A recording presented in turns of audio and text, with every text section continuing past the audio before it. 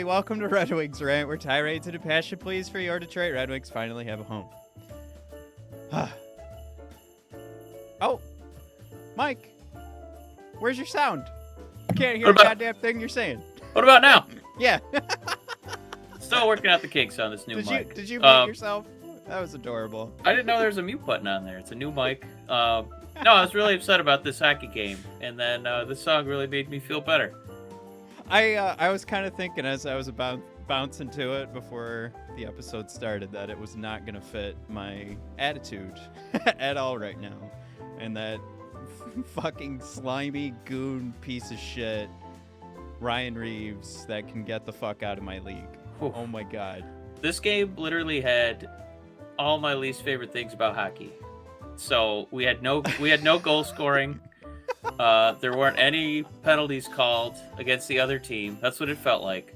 And it felt like the commentary team for a national audience had a bias against us. That's how it felt. I could bring up some examples, Matt, but I don't know if you feel the same. It was a trifecta of anger. I had a moment where I was like... If I have to hear one more...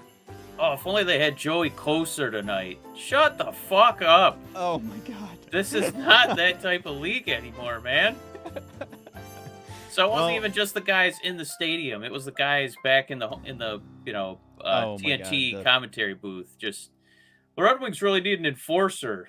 And then the stupid idiot started to correct himself midway through the thought when he was like, the Red Wings don't really have that. I mean, well, most of the teams in the league don't really have that. Yeah, because that's not how the game's played.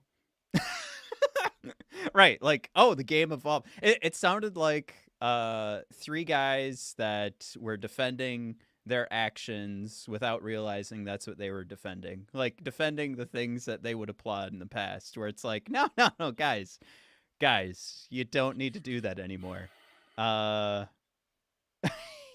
You can evolve with the game. Your thought process can evolve with the game. You don't need to force this old... Like, I thought we were getting away from that when we got away from NBC Sports and we heard the same shit between every period. And the game is now about speed and skill.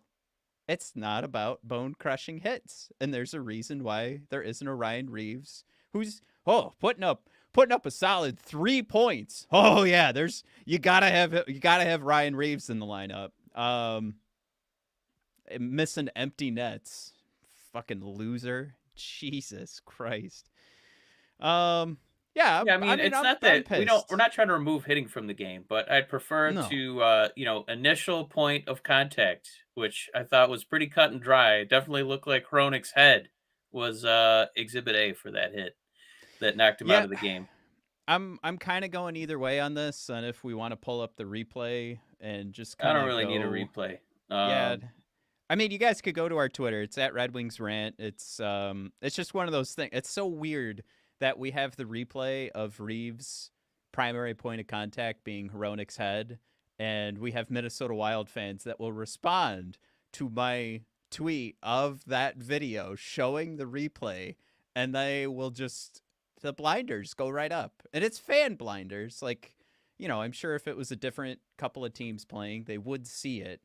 But God, I mean, I don't really care about what the fans say so much. It's more about the commentary for the game, where I think he started to allude to it in the before the show and the pre-show, just talking about victim blaming, and all the commentating wanted to talk about was Hronek. He probably should have his head turned around a little bit.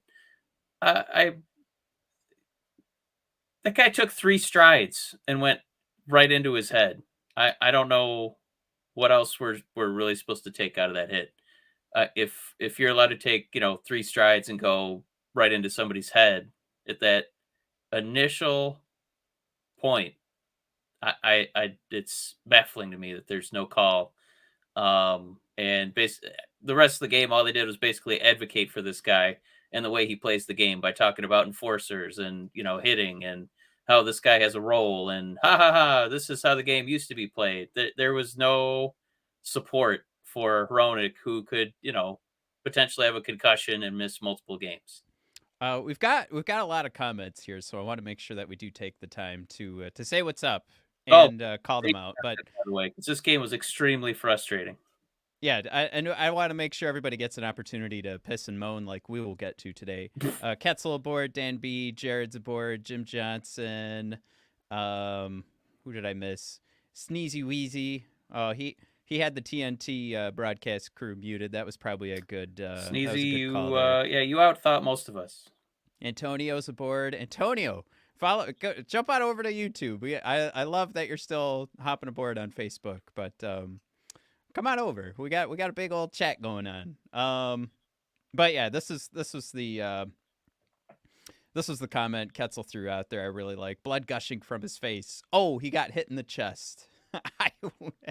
Like amazing call out there, Ketzel, because even Dan B would call it out next year. It was an elbow to the face, but worse, his head bounced off the ice. So right, the back of his head bounces off the ice, and where was the contact to his face? When would that have happened to cause the blood gushing from the face? And we're gonna sit here and say that the initial point of contact was chest. Like, can we get away from even trying to like pretend initial point of contact is like the issue here, or ever was an issue for hitting in the NHL? Can we? What are we doing?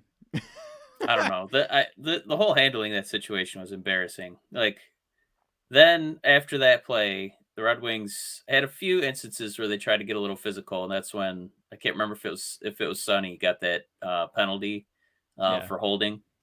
And then a few minutes later, they were still, talking about Hronek. Why wasn't he looking the right way? You'd think it would, inspire this, Red Wing team to put a little fire behind him and maybe start hitting some people. And well, I guess on the next shift they did start hitting some people, but maybe they should have showed some discipline on that. Do you want him to show discipline, or do you want him to play like goons? Like, fucking make up your mind. That's they buried themselves so deep in that conversation without just damning the play. Because the whole job, right? And the whole job for TNT is to sell, like, oh, please like my sport, please like it. So they can't, like, that would be against the brand for them to sit there and say this play they can't can't talk about happen. some of the negatives of the sport of hockey. Yeah, we're doing a little bit of victim blaming, aren't we, fellas? Yeah, just a little bit. A lot of no calls tonight. Probably need to get those referees and some coaching opportunities, after the game, and get some demotions in. No, it's let's blame the player. Let's blame Hronek. Anybody but the league and the people officiating the league. There are some points here too. I wanted to call out because I wanted to bring this up, and it just so happens today was the game that maybe the opposite was needed. So I'm prefacing it that way. Okay. Before I do that, anybody watching, hit that like button. When we hit 30 likes on the live show, we're gonna reveal what our giveaway is. I have it in my hand right now. It's big enough to hold in my hand. And of course, if you guys were along last week, we'll play a little trivia game that everyone on YouTube, Antonio, get on over to YouTube, can participate in. Any hoozles. Here's Jim's comment. Lone on the bench didn't seem to have any emotion after the Reaves hit. Now, I went back. I can't say yay or nay on that, but what I can talk about is Lalone was just in an interview with Max Boltman on The Athletic talking about how he takes pride in being the coach that's level-headed and keeps his cool. And I think there is a great reason for this team to be led by that attitude. However, I would have liked a little bit of more animation when Hronek took one right to the face. He even called out in that interview. He's like, maybe sometimes I'm not gonna get the call because the refs know I'm not gonna put up as big a fight. But I'm hoping, he was talking about like he's hoping he's building good relationships and building trust. But there's also kind of that element where it's like that's kind of the game you got to play as the ref. So I don't know. I wanted to bring that up as like there's good and bad to it, like positives and negatives, and I absolutely am Derek Lalone, like at my place of work. That's how I operate. So I respect it 1000%. But I'm also not a coach in the NHL. So I just like, do you want me behind the bench? That's my next question. Mike, what's your answer to that? I don't know if I necessarily needed him, pulling his hair out, which, is going to be a little bit tougher for Lalone. I think what I was more concerned about was like the team just looked 100% deflated. It looked like 18 guys. I felt really bad for Hellberg because I mean there was nothing out there. There's no spark. Nothing was sparking joy in any of these players. But Lalone said something at the intermission because at least in the second period there's some energy. There's some scoring chances. Right. My beloved Redwood, ELmer Soderblom, got another goal, who I did pick up on the waiver wire for our fantasy hockey league. So feel pretty smart about that one. Thank you, ELmer. That's what I was more concerned about was the team looking deflated. I didn't need him jumping and screaming on the bench because, I don't know what's really going to be gained, and I'd rather have consistency from him. And yeah, I don't want him saying he wants to be a calm presence, and then at a sign of turmoil saying, "Well, I'm not going to be calm in this instance." It's like, no, he's going to try and do it all the time. And somehow with this team missing another one of their top six forwards, obviously Larkin not playing, then losing arguably their best defenseman of the season in Hronek a minute and 30 seconds into this game. That's really tough to come back from. So at least Lalone kept this from snowballing into a giant blowout. And, I'm not going to be too upset about it turning 4-1 because the last goal is not that piece of shit Reaves. So. Oh, God. I'm so glad he missed the open net. I let Jared's call out. Torts would have jumped on the ice and punched out Reaves. But I did like, Dan B threw out there. At the time of the hit, the game was too close to lose your composure. I like how he handled it. And again, like I said, there's like the positive and negative to that. And it's these are like the opposite ends of the spectrum, right? Your Torts or your Lalones. And that's us experiencing Lalone through an October, a November, and half of a December, right? So I'm mainly relying on Lalone's own words from this interview with Max Bultman. I'm really distracted right now. Oh, no. Sorry, Mike's sending me private messages. Everybody, it's okay. Mike, so we're okay. The private message you just sent me. I will make sure that performance art does not win the special prize. I hear you, Mike, loud and clear. You're not supposed to say those out loud. I'm just kidding. Damn it, man. That was so distracting. Sorry, guys. But yeah, I guess pretty much what I was saying. It's like any real thing, right? There should always be gray. So the Lalone stuff is like, it's not for sure in my head where I'm like, is this bad that we didn't have more of a reaction to that hit? I'm sure if it was like, I mean, Bill Belichick won 6 or 7 Super Bowls, right, kind of acting exactly the same. So I don't need a personality change. I just need the team to play a little bit better when something like that happens. And it took an extra 18 minutes of gameplay for them to start playing better. But eventually it did turn around, and there was some semblance of being competitive in the second and third period. I did want to touch on Blake's opinion here. It's more on Hronek. You can't skate with your head not in the game. Now, Blake, oh boy. Here's the problem.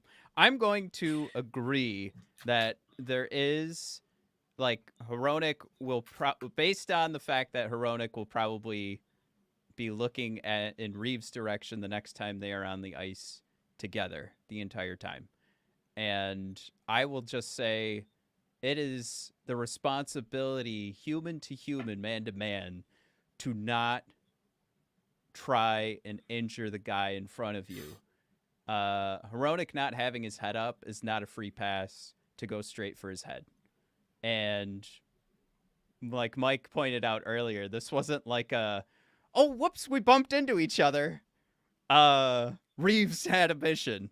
So we don't have to play this game where it's like, oh, he should have had his head up so he could just, well, whoops, let me just jump out of the way, my head's up. No, Reaves had a plan, and he executed that plan probably to his own accord, to perfection.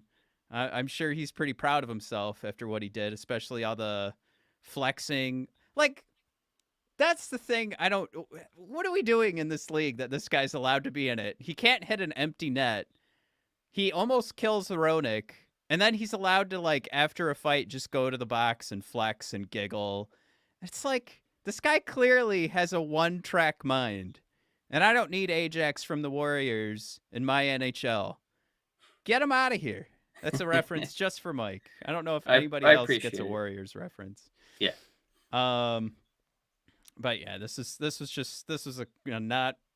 just a not fun night, Mike. And you talked about it a little bit too, like the lack of shots. I think they were calling out like the 5 shots in the first period. We were halfway through the third, down by a couple. It felt like shots. 0. It felt like 0. Yeah. To your point of bringing Soderblom to your fantasy team, Mike, you ruined my shutout because I had Gustafson coming tonight. Hey! Take that, Judas. Nice. Yeah, Gustafson. Nice easy pick tonight. Which can bring us up to some slides here. Of course, we can start with the one bit of good news this week, which was ELmer Soderblom getting called up. But probably our best, most consistent defenseman. I'll say our most solid and consistent defenseman so far this season, Olli Maatta on injured reserve.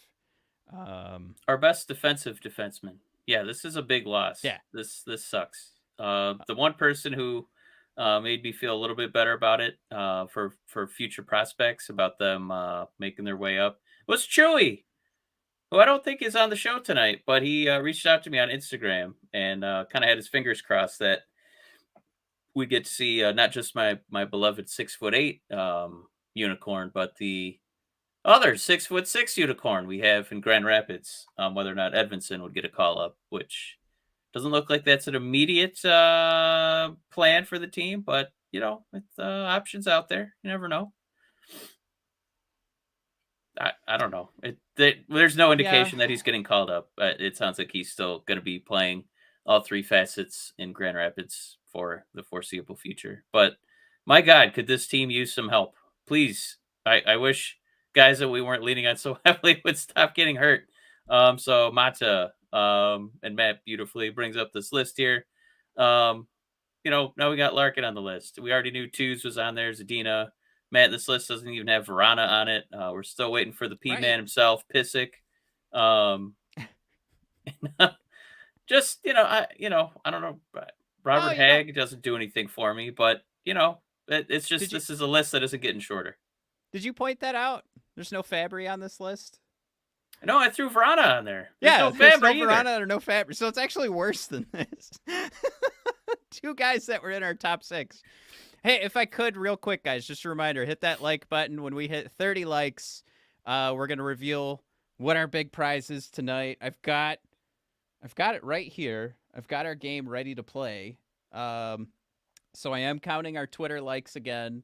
So we are pretty close. If we can get everybody that's watching right now to hit the likes, I think we'll be pretty close to playing that game when we come back. And when I say we come back, of course, I'm referencing an ad real quick. So we will be right back in 57 seconds, everyone, to continue our injury discussion. Hockey fans, it is time to light the lamp this winter with DraftKings Sportsbook. It's an official sports betting partner of the NHL. New customers can bet just $5 pre-game money line on any NHL team to win their game and get $150 in free bets if they do. If that wasn't enough excitement, you can turn small bets into bigger payouts with same-game parlays.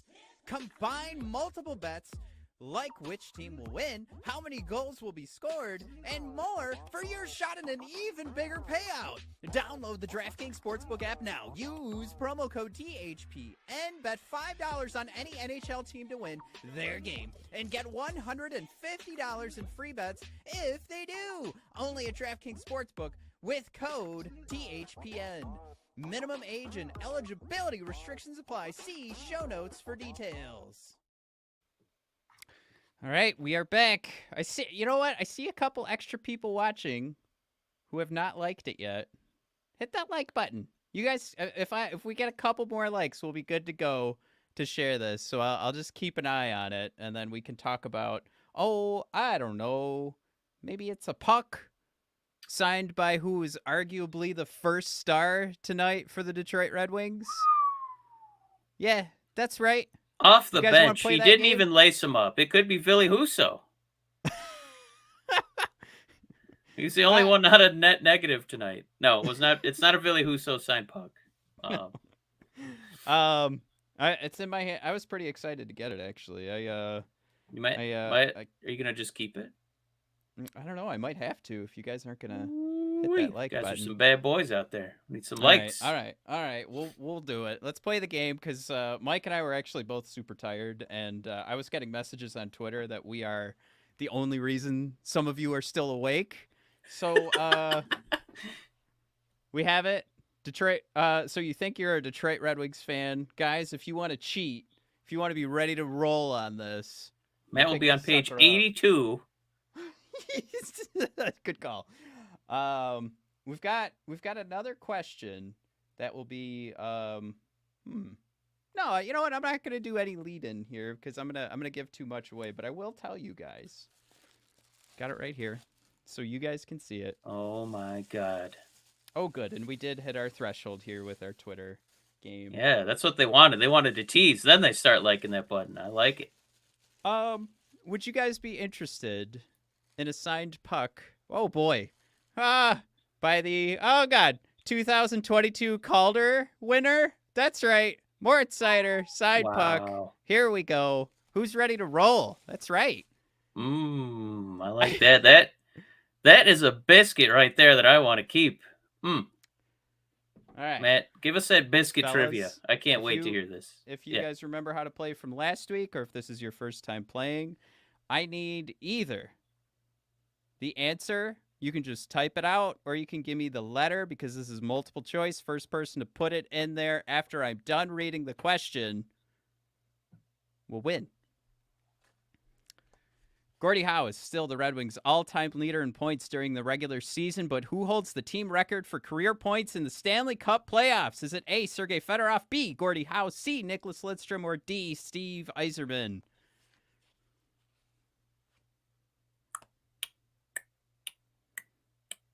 Oh, man, those comments have not budged. There's a lot of people looking it up online. This is hilarious. It's a lot of drama right now. People flipping through their books, opening up the old hockey reference. All right. Well, StreamYard has completely died on me, but I can see that our winner is Danimals tonight. Danimals, you got it right. Yeah, my man. That is right. Steve Yzerman. So, Danimals, what you got to do, I'm going to type it into, and congratulations, Danimals, long-time listener. I'm glad we're getting some long-time listeners. Long-time, first-time this prize. Fun stuff. Yeah, also, have to apologize. Our first cameo recording won't be till tomorrow morning. Everybody's busy around the holidays. How about that?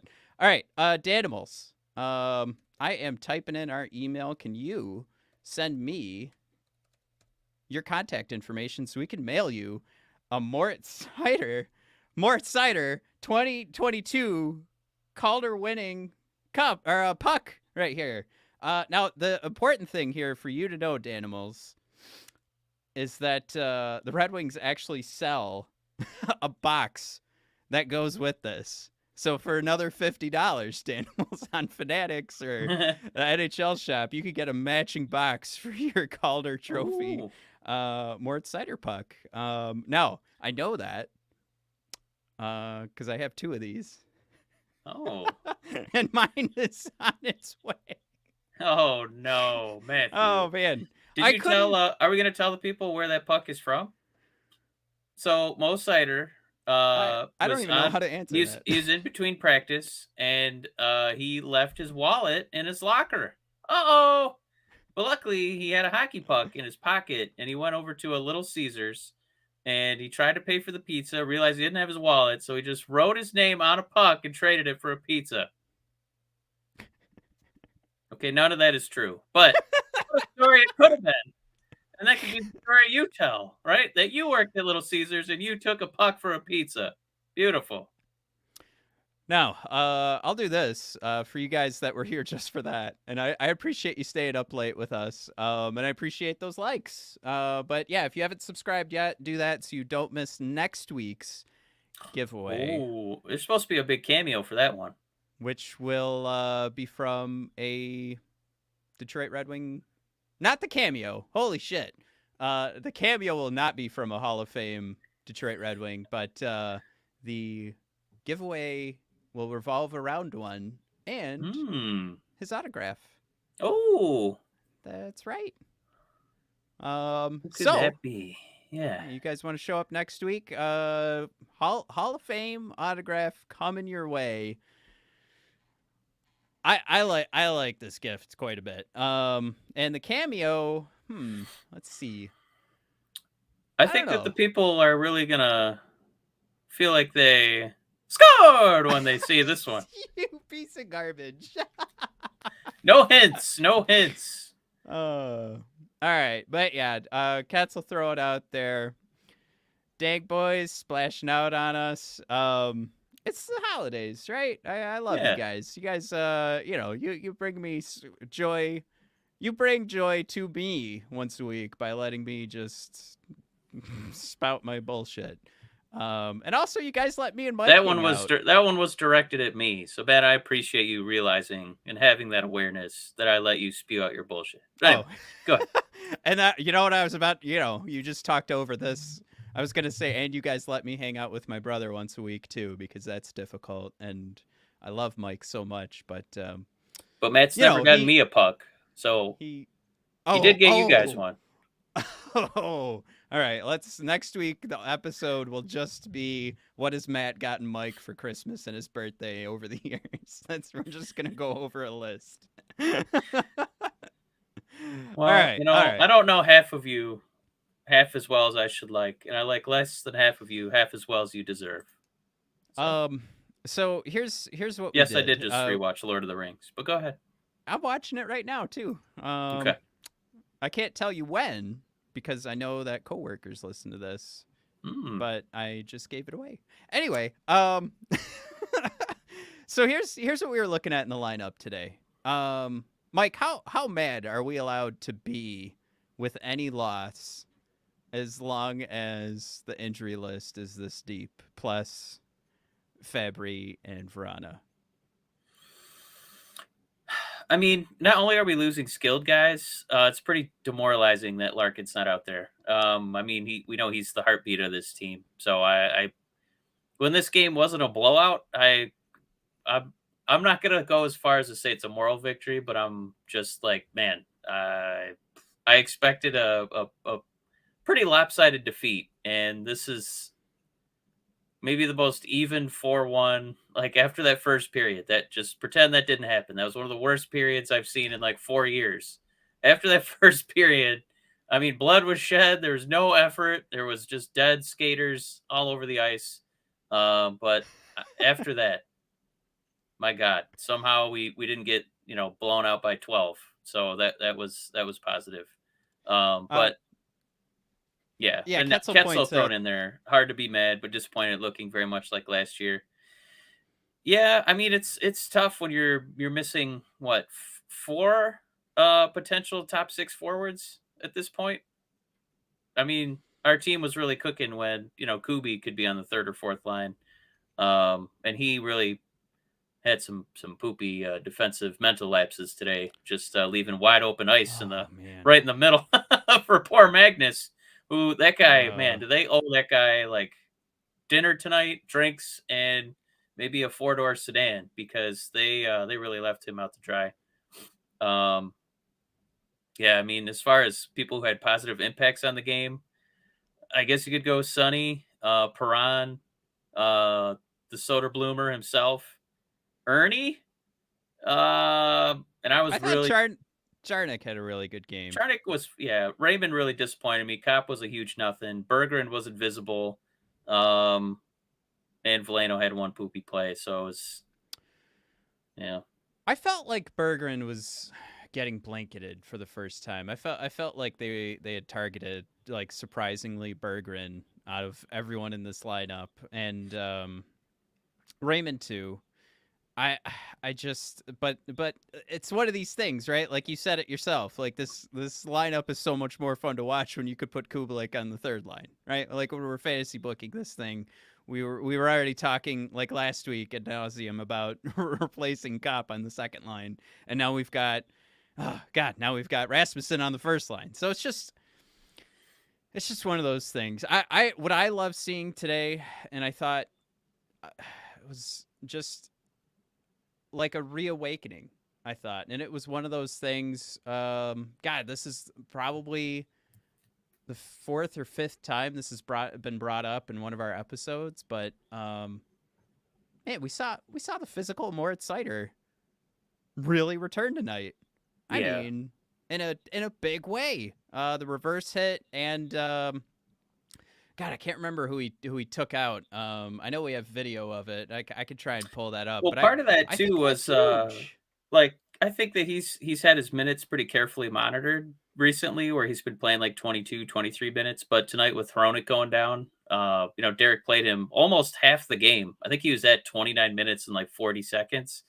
Um, and I know we were texting each other during the game, and we talked about how dead they looked in the first period, and you were like, "This is a real rough harbinger of what's in the future for us in the next two periods," because you don't want to look tired in the first one of a back to back. You don't usually get more energy throughout the game, and I would say one of the exceptions, to that concern was definitely Cider, because the more that felt like the team really had to lean on him. It felt like he kind of stepped up to the challenge, and at least for him, for the last I'd say like 30 minutes of that game, it kind of looked like a vintage Cider performance. So yeah, at least we had that. At least we kind of had I liked your word, the reawakening. I had a great time watching this replay for the last little minute or so, not realizing I hadn't shared it yet. But yeah, there's there's that big hit by Cider, and just a moment later, he decides to turn those reverse hits back on too. Can I talk to like just about like immediately like when I was and I know I'm being silly right now, like who cares about what Minnesota Wild fans think, but it made me come to this conclusion that I'm about to share. Yeah. I said in my tweet, Cider telling these punks to eat shit, and then people were like coming to the defense of the Minnesota Wild, and it's like, oh, 1 second you're mad at Reaves, and then the next second you're celebrating Cider.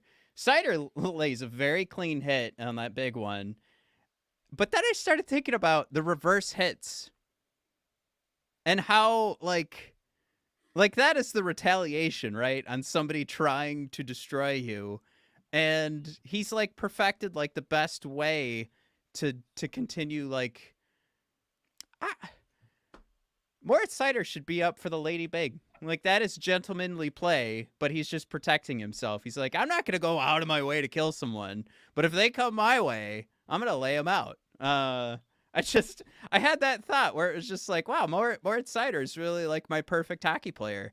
I like physical play.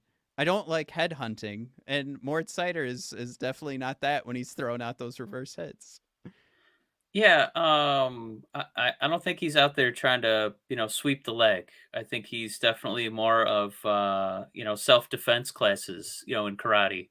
But with that said, he is a mean son of a bitch. So I feel like we're saying this just a little tongue in cheek. Um, his Well, head was obviously cleaner than Reeves, but oh, there we go. Jared throwing in their cider, time on ice. Oh, I was off by like 9 seconds, 29-31. Um, and yeah, I mean, he's out there for everything. So yeah. hats off to Momo. GLJ thrown out there. Considering who this team is missing, they played hard tonight. You can't For two take that away periods. from these guys. I wish they would give Berggren every other shift on the first line at least. I mean, at this point, try some stuff out. I mean, this is where the Blashill blender. I'd love to see it come back into play. I'm hoping Lalone calls Blash and is like, "Hey, you know when you didn't have any depth for the last 5 years." My only beef with putting Berggren up there is the guys who really shone were Perron and Sundquist, and they need a center. And I don't know if that's quite Berggren's role yet. So I don't mind having him not in that first group. Those are pretty important forwards based on who's injured for us right now. Those are pretty important guys who are playing that first line. Sundquist, playing the Holmstrom role, with skill and power. Rasmussen, the only center I really trust at this juncture, and Perron. My God, where would this team be without this guy's performance? Like his points, his chirping. This guy, he brings a lot of energy for everybody. Energetic 34-year-old. Yeah, throw him up for the old guys. Woo! But yeah, I love Berggren too. I love him too. But man, that first line is very important to this team. Well, I did want to call out too because I've been pretty hard on him. Yeah. But Ben Sherratt throwing fisticuffs tonight. Also, our top expected goals for percentage defenseman. If anybody took that call to action and played their nuts off 5-on-5 today, Ben Sherratt. Absolutely. Also, got to call out 10 minutes of 5-on-5 ice time for Soderblom. Knocked it out of the park. Almost 90% expected goals for percentage. I mean, that's your percentage, right? I mean, that's 10 minutes of ice time on 5-on-5, so it's not like, I'll say too, like on this show, I think we're both guilty of giving Ernie a lot of grief. And when this team is, firing on all cylinders, and we like seeing the skill on the power play and skill through the first, three lines, it's easy for Ernie to kind of get lost in the shuffle because that's not really his role. But when it's nut check time and you're down, nut check time. 4 of your top 6 forwards, you're down 2 of your arguably top 2 defensemen the way they've played this season in Hronek and Mata. Ernie really stepped up, and I thought he had a really good game today. It felt like he was in the action, making a lot of positive plays. So I just want to make sure I give him some kudos where it's deserved. Yeah, it's another thing that I think as the season rolls along, if you listen to that Lalone interview with Max Boltman, like I talked about the one thing that that caused me to raise an eyebrow.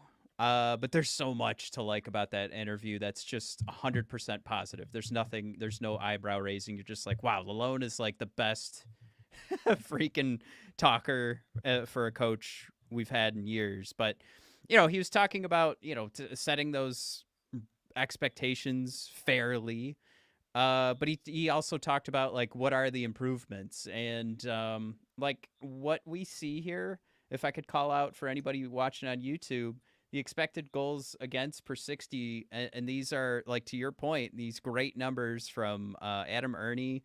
We have Ketzel calling out Suter is an excellent fourth liner. I kind of that one made me laugh, but it's true. But these low numbers, 1.17 expected goals against per 60, 0.35 for Adam Ernie, 0.41 for ELmer. This is what Lalone is considering. Like, he brought up, like, sure, people are going to get excited about the playoffs.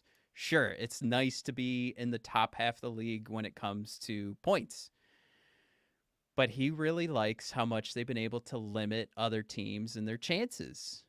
And he talked about, like, when he was in Tampa, it was like clockwork. He said if we allowed less than, like, 21 chances on net, we were going to win the game. And a lot of that is added up to, like, all right, we've got Steven Stamkos that comes out on our second line sometimes, like that part of the conversation.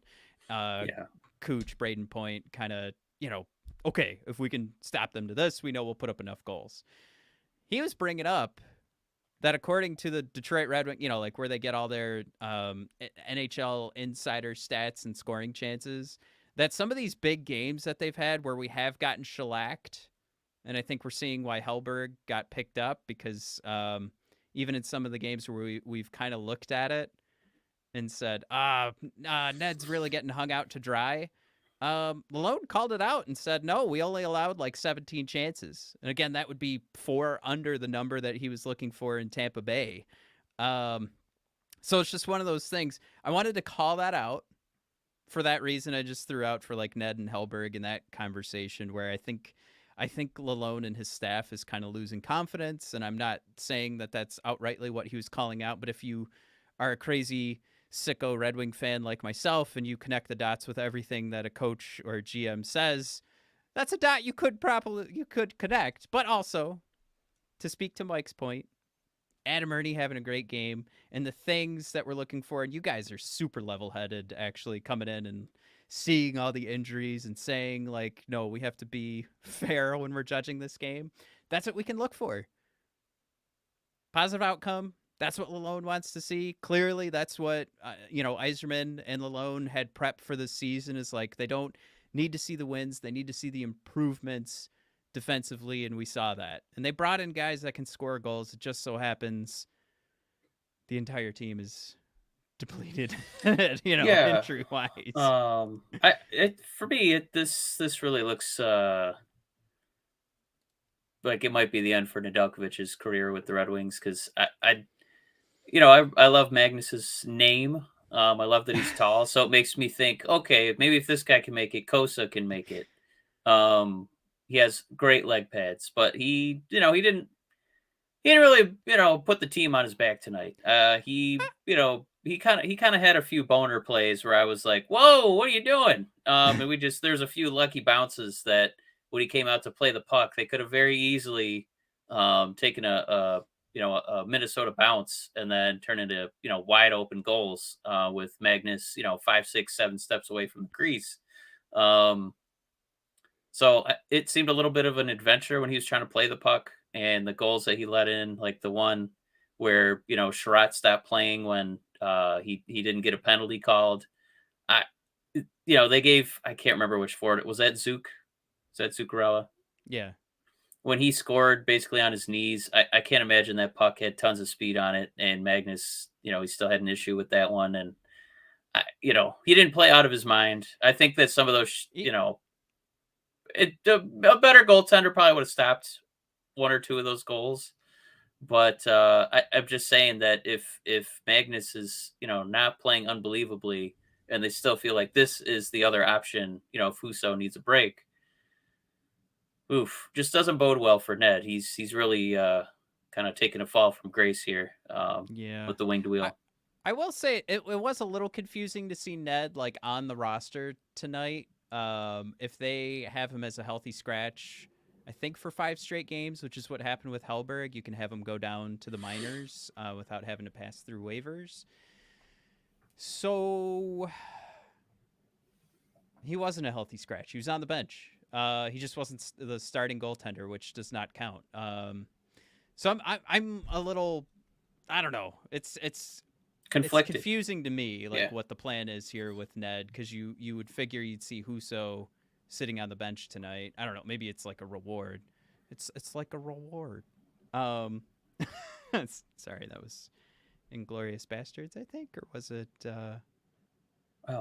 I'm in Lord of the Rings mode right now. I didn't catch that one for you. But Dan B saying, I think Hellberg only had 1 weak goal tonight. One was a screen, other was poor defense. Yeah, that huge turnover. I'll agree. That one's really kind of. I don't know what you're really supposed to do with that, but the one on the knees.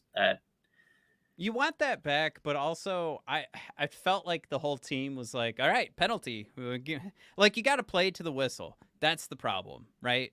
But it did kind of feel like the whole team looked at that play and they were like, all right, obvious penalty. Play is coming to an end, and nothing happened. And we were all just like, I feel, well, fuck. Like, Husso has absolutely been a wonderful goalie for this team. Like, what a acquisition for Yzerman. But this team also plays really hard for him. And I just have this, little synapse in my brain, this little rat part of my brain that if Husso had been in net for that play with Sherratt and the stick holding, I think that guys would have kept playing. And I'm not saying that they gave up, but there's just that extra bit of like that being protective, like that protective feeling Yeah. for Husso, I think is a lot stronger. And there's just a hint of I don't give as much of a shit if it's not him back there. Like as far as the shot blocking goes, or like in this case, they kind of stopped playing for a second. Do you think that if Ned had more of a baby face like Ville Husso, they'd be more protective of Ned? I do think he has the he really started growing out the facial hair, and he's starting to look like an evil wizard. Yeah. As well as it worked for Hronik, that beautiful mustache. I do think that Ned needs to shave a little bit to get some more sympathy votes from people like Sherratt. This one was kind of fun. GLJ Ned for Puljujarvi, who says no. It's got an interesting trade partner there. No, I don't mind it at all. But I do want to do this. I want to get closer to wrapping up this conversation for the night because Mike and I are both. Yeah, I got to go to work in like 8 hours. Yeah, Mike. I definitely kept Mike way too long last week, and this is even later. So, ultimately, I just wanted to land on that point. I think there's still positives we could take right now. I think we need to make sure we temper ourselves. And I also think what kind of stinks is depending on how long this goes, our conversations moving forward might change from earlier, in our comments. We had some Ketzel comments that were talking about picking up, getting back in the conversation of Bo Horvat, especially with him throwing out his message a couple days ago of I am not discussing my future. So kind of looks like he wants out of Vancouver. So that conversation, I don't know if it makes sense now. And I think we need to see like what happens as we get through the holidays, who is available, who's going to be sitting down for a while. If we're out a Bertuzzi, a Larkin, and a Vrana for an extended period of time, oof. You don't. This is not the season. I don't even have to say might not. This is not the season that you're selling any futures to make it to the playoffs this year. We need to wait and find out what actually happens. But I think that's a truth we could land on. Kind of end our episode there. Jim couldn't have a more correct statement. Canucks are poorly managed. I got into a conversation with somebody earlier, Jim Rutherford, a president of operations. Immediately the guy I was talking to was like, no, he doesn't work for Vancouver. He fucking does. I looked it up. All right. Somebody tell me right now if I'm right or wrong while we're wrapping up here, but I'm pretty sure Google told me yes. Dan, I just got your email, so we'll be figuring that out. Just wanted to throw that out there. And Jared wants to know where my new cat is. He is in his bedroom. We have decided that he has a bedroom for a little bit until he gets used to us and the family, and he will remain there maybe for another week or so, and then maybe he'll make his own cameo. A lot of animal shelters recommend that you get a new pet used to one room at a time. That's a good idea. Thank you. I appreciate that. All right. So, guys, thanks for coming along. Again, giveaway next week. I don't know. Should I tell? Do we get more people to come if we tell them what it is? Guys, it's a Hall of Famer that I'm sure most of you watched play hockey. That's the giveaway. We're not going too far back. And another one is a legendary voice. So it's a pretty star-studded episode next week. Oh, you gotta Tony Khan it, man. Tony Khan it. We'll end here. Jared wants to know the name of the cat. We don't know yet. I kind of like your Bowtie. 3-year-old pick. Yeah, I want to go Bowtie. with Bowtie. That was what my daughter first said. And then she decided she didn't like it anymore. Bowtie gives you Bowie, right? Bowie's the nickname right off the bat. His name was Silver when we adopted him. I don't know. He's a black and white cat. Silver just does not make sense. So I think they put the play card on the wrong cage. That's not a silver cat. I'm sorry. Curtis says, do the question for fun, then tell us the prize for next week's show. Wait, am I reading that right? Do the question for fun. And then... I'm so confused by that. Curtis, wait, what does that mean, Mike? Read it, and then... I think what he means is you fold in the cheese. I think that's what he wants you to do. You just fold it in. Curtis, I'm very excited for you to make an appearance next week and fold the cheese. Dan's got a good one. Tuxedo. All right, guys, we're going to sign off. Have a good week, and we will see you next week to hand out some more fun stuff. Naming Matt's cat next week. All right. That's what we'll do. All week next week, naming the cat. See you guys.